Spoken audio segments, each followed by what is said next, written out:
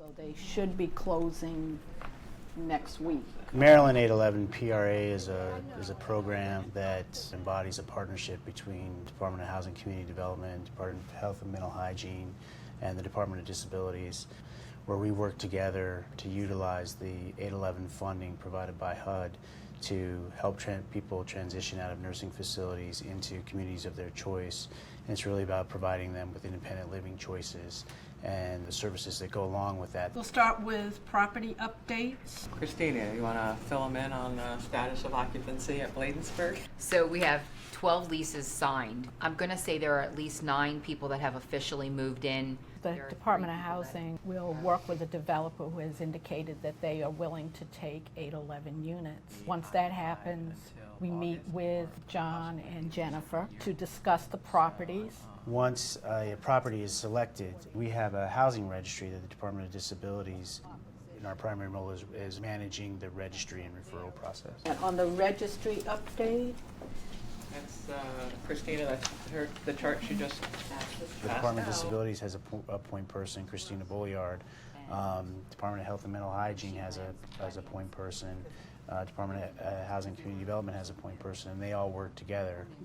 So while all of that is going on, our staff at the Department of Health and Mental Hygiene, who our point person is Rebecca Raggio, is making sure that the individual services are placed on the plan of service in order for them to successfully transition.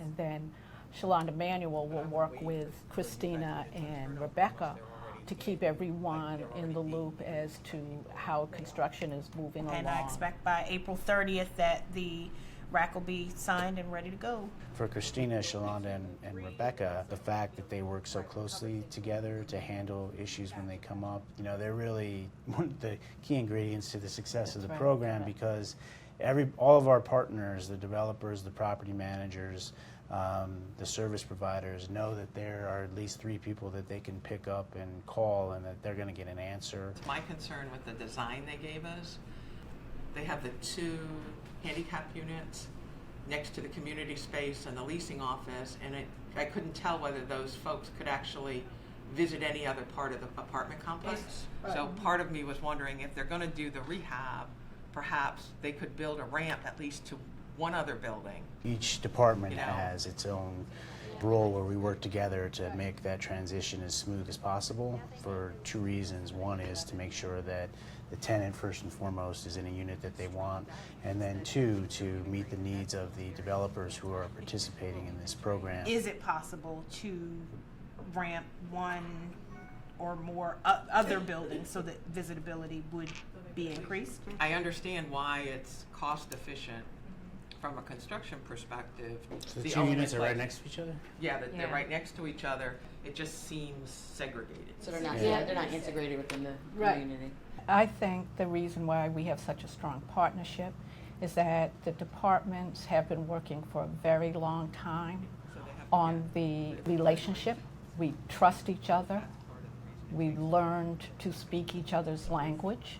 And when one phone rings, it's like all the phones ring. So you visited it, Yes. right? And it has, It's got sidewalks, there's shopping, there's a park right down the street. yeah. It'd be nice to get those units not right Spread next out. to each other. I think what probably is unique in our state is the fact that we included advocates and stakeholders from the beginning. They were part of our application process. We have an advisory group for what we call the Maryland Partnership for Affordable Housing.